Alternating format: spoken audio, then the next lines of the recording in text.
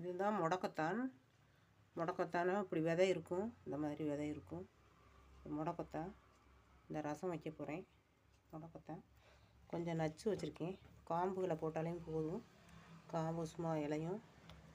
இது வந்து தூதுவளை, தூதுவளையும் இது முடக்கத்தான் ரெண்டையும் சேர்த்து ரசம் வைக்க போகிறேன். இப்போ ரசம் வைக்கிற தேவையான பொருள்கள்: மிளகு, சிறு சீரகம், கொஞ்சம் வெங்காயம், பூண்டு, வரமிளகாய், கொஞ்சம் தக்காளி, ஒரு தக்காளி, எல்லாத்தையும் மிக்சியில் அடிச்சுக்கிட்டு ரசம் வைக்கணும். எண்ணெய் வந்து ரொம்ப ஊற்றக்கூடாது, கம்மியாக தான் ஊற்றணும். எண்ணெய் காஞ்சோடனே ஜீரகம், சின்ன ஜீரகம் தான் போட்டு தாளிக்கணும். பொரியுது. வரமிளகாய்,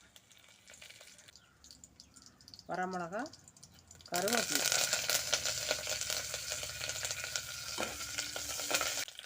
இந்த அரைச்சி வச்சுருக்கோம்ல அதை அப்படியே போடணும்.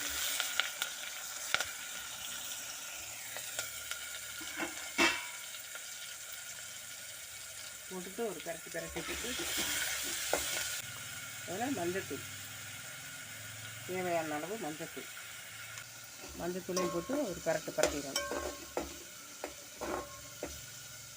பிரட்டியாச்சுல இதை வந்து தூதுவளை, முடக்கத்தான் ரெண்டையும் போட்டோம் நறுக்கி. அவ்வளோதான்.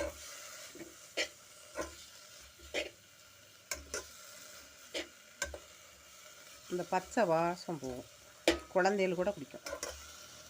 பெரியவங்கலேருந்து சின்னவங்க முதற்கொண்டு நல்லா இவங்களுக்கு பிடிக்கும் அந்த ரசம். அதில் புளித்தண்ணி கொஞ்சம்.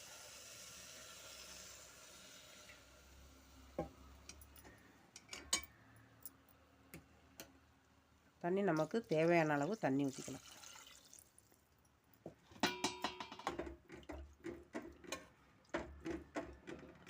முடக்கத்தான் தூதுவளை ரசம் கொதிக்கட்டும்.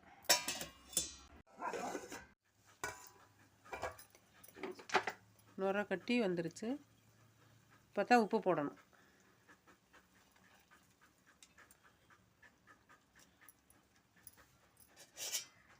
நுரை கொட்டி வந்துருச்சு. அவ்வளோதான். ரசம் ஆஃப் பண்ண வேண்டியது.